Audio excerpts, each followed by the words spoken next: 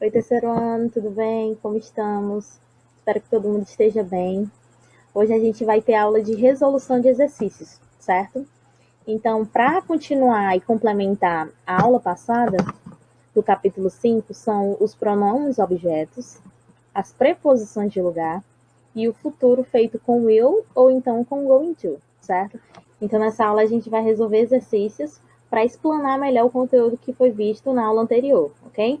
Então, nós temos esses três conteúdos e a gente vai fazer exercícios desses três tópicos. Pronto, a primeira coisa que a gente tem que ver são os pronomes objetos. Quais são esses pronomes objetos? Eu tenho aqui os pronomes que a gente já conhece, que são os pronomes pessoais, e esses são os pronomes objetos. E pode perceber que os pronomes pessoais, eles fazem referências a esses pronomes objetos. Como assim? Eu tenho aqui I, you, he, she, it, we. O you já está aqui em cima, né? Não precisa repetir, lembrando que esse primeiro you de cima é singular. E o que fica aqui, depois do we, ele é plural, certo? Mas na própria correspondência, o you, ele é da mesma forma, certo? I, me, you, he, him, she, her, it, da mesma forma. We, us, they, them. Só para relembrar os significados. Eu, você, ele aqui embaixo fica vocês, no plural. Ele, ela, o it, como vocês já sabem, não tem uma tradução definida, depende do contexto, mas ele é utilizado para coisas e animais, certo? O we é nós, quando eu me incluo na situação, eu e outra pessoa. E o they é eles ou elas, certo? No plural também, tá? Agora, passando para essa parte de resolução de exercícios. Como é que a gente vai utilizar esses pronomes objetos? Lembrando que eu falei para vocês que essa primeira coluna aqui, geralmente bem grande, ela vem no começo ou então no meio da tua frase, certo? E essas aqui, geralmente, vem no meio ou no final da frase, certo? Aqui no caso, eu já grifei para vocês visualizarem melhor o que é que eu quero que vocês troquem. Substituir esses sujeitos, essas frases, pelos pronomes correspondentes. Por exemplo, Kelly likes Bruno. Bruno é quem aqui no pronome normal? Ele é he. Então, como é Bruno, vai ser him. Kelly likes him, certo? Então, a Kelly gosta dele. Na B, they will call to Gabriel and I tomorrow. Gabriel and I, como é eu e outra pessoa, então eu estou me incluindo nessa situação, vira we, que é nós. E o correspondente dele seria us. They will call to us tomorrow. Então, o Gabriel and I foi trocado pelo us, certo? E geralmente a gente utiliza mais esses pronomes assim para não haver tanta repetição no nosso texto. Quando a gente vai fazer uma redação, algum texto em inglês, para a gente não ter que ficar repetindo o nome da pessoa direto, a gente troca por esses pronomes. Eles auxiliam muito a gente para evitar essa repetição, certo? Tell Julie the news. Julie é she, então é her. Tell her the news, certo? I visited my friends. My friends é they. Então, como é que eu vou trocar? I visited them. Porque them é o meu pronome objeto para they. Próxima. The teacher teach English to the students. The students, pode perceber que ele é um plural. Virou plural, é they, certo? Eles ou elas. Aí, no caso, fica the teacher teach it to them, ok? Próximos. Students love holiday. Holiday é o feriado da gente, certo? Então, como é um feriado, ele é it. Students love it. Porque não é ele, não é ela, não é eles, não são elas, certo? Então, é it. John needs you and I. De novo, eu estou me incluindo na citação, ó, I. Se eu estou me incluindo na citação com uma outra pessoa, vira we, que é o correspondente us. John needs us, ok? Bob gave flowers to Julia and Maria. Julia e Maria não estão me incluindo na citação, então é elas. Então é they. Correspondente, them. Bob gave flowers to them, ok? I love my family.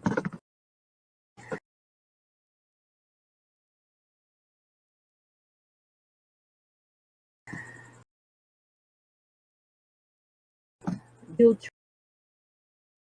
travel, Clara will travel with them. Them também, porque friends é eles, correspondente them, ok?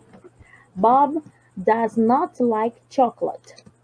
Bob does not like it, porque chocolate não é ele, não é ela, não são eles, não são elas. Então, Bob does not like it, porque é o correspondente do meu pronome objeto, certo? Deu para visualizar bem? Próximo assunto são as preposições de lugar. Como eu falei para vocês na aula, com os meus desenhos lá, muito bonitos, eu tenho aqui alguns exemplos mais fáceis de visualizar, certo? Então, aqui eu tenho uma caixa e uma bola atrás da caixa. Então, é behind. Behind, ok? Próximo, uma bola descendo escada abaixo. Então, é down. Qualquer coisa que está descendo é down, ok? Próxima, around. Uma coisa que fica ao redor, around, certo? In, porque a bola está dentro da caixa, in.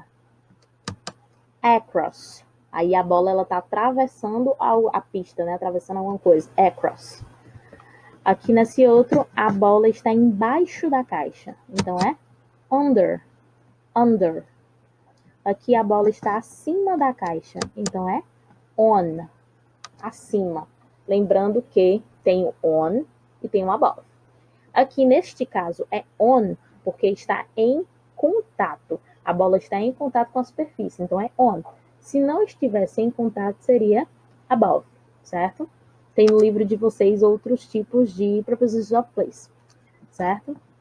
E aqui a bola está subindo a escada, né? Então é up.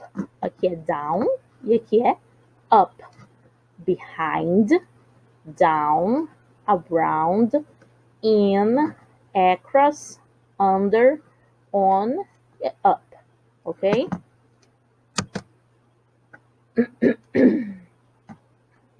Agora, entrando mais na parte de gramática, a gente tem como fazer o nosso futuro em inglês. Que no caso aqui tem duas formas que a gente vai focar, que é com will e com will. Facinho, porque ela tem a forma mais básica, mais simples de se fazer, certo? Então é a mesma coisa dos outros tempos verbais que a gente já estudou. Afirmativa, negativa e interrogativa. Para formar a afirmativa com will, o que eu vou fazer? Sujeito, will, verbo na base form. A base form é o teu verbo sem nenhuma conjugação. Ele na forma base dele, sem o to e sem nenhuma outra conjugação para indicar presente, passado, futuro. É o verbo normal, certo? E o complemento da frase. Então, como aqui no exemplo que eu coloquei. He will work all day.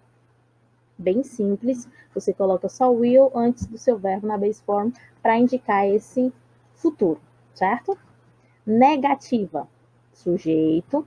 Will mais not. O not sempre para indicar que é a minha negação. Verbo na base form e o meu complemento. He will not, ou então won't. Qual das duas você vai usar? Depende. Se você quiser usar uma, você usa. Se você quiser usar outra, você usa. Depende do que você vai escolher na hora da fala. Agora, o mais comum na fala é o won't, porque ele é mais prático, mais fácil de dizer, certo?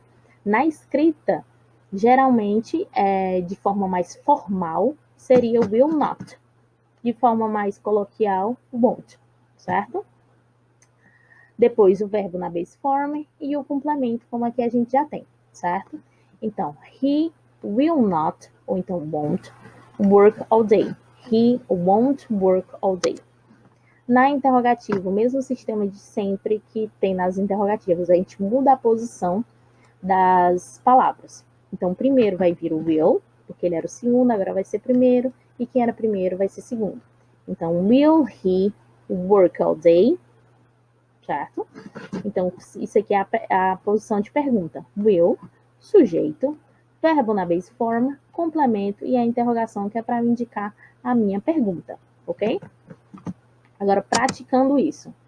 Coloquei aqui o mesmo quadro da página anterior, eu coloquei ele aqui. Pronto.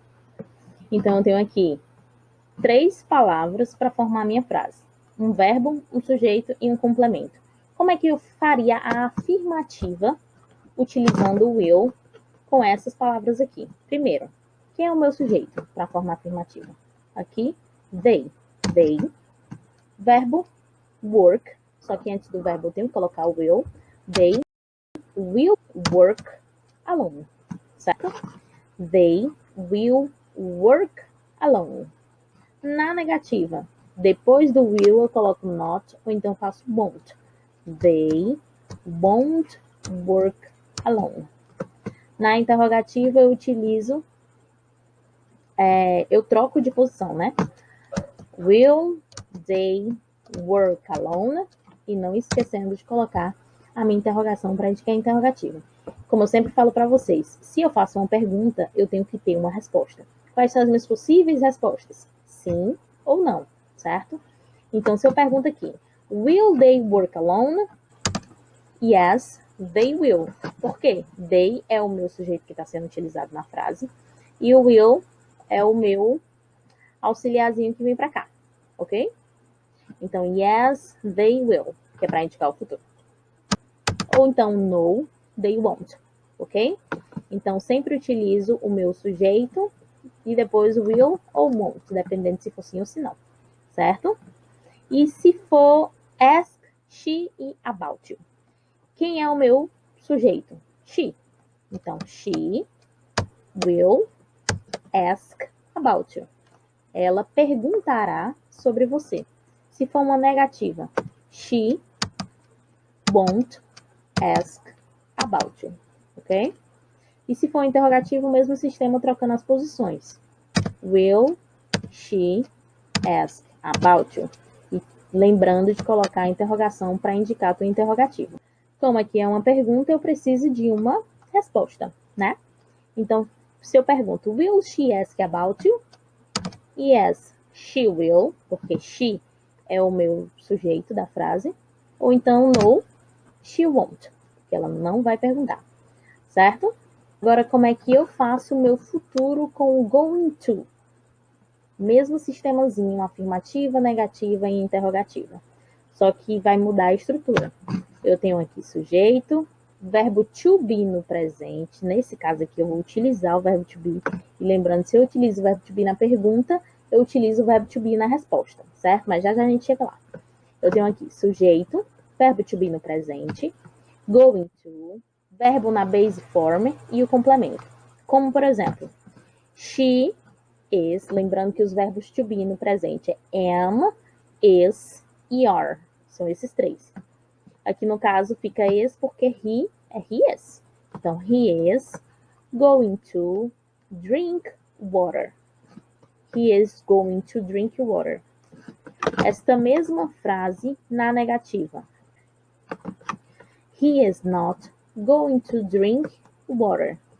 Esse is not pode também ser o isn't, com apóstrofozinho lá em cima e o T, certo?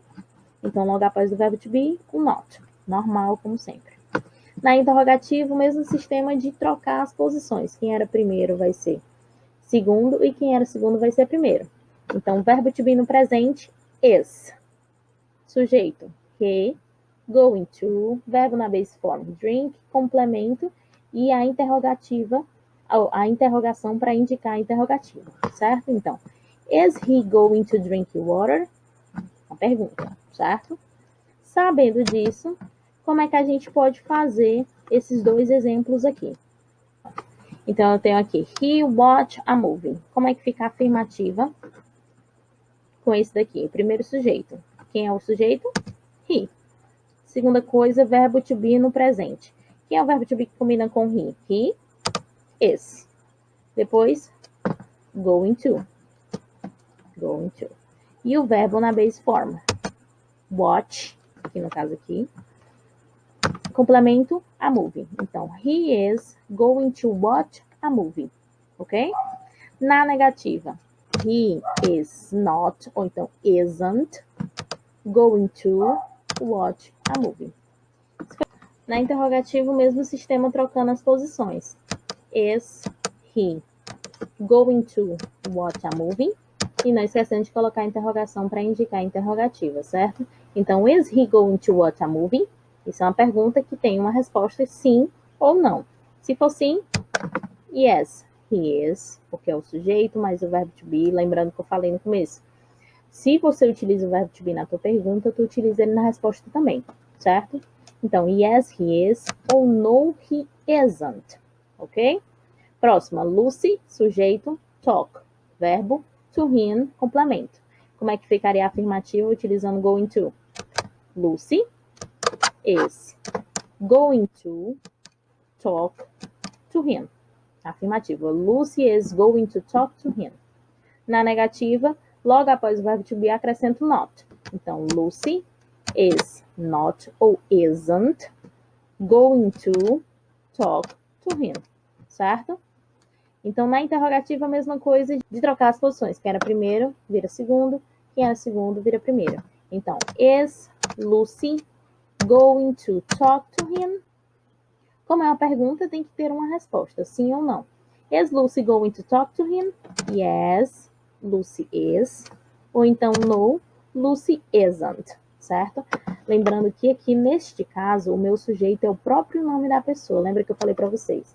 Pode ser os pronomes I, you, he, she, it, we, you, they, como também pode ser o próprio nome da pessoa. Neste caso, eu escolhi usar o nome da pessoa ao invés de usar o pronome, só para dar uma mudada para vocês verem as duas opções, tanto com o pronome ou com o nome da pessoa, certo? E é isso. Obrigada por assistirem. Estudem bastante. Anotem tudo, anotem as dúvidas, porque na próxima aula a gente vai tirar dúvidas através da live do YouTube, tá? Então, thank you for watching. See you next class.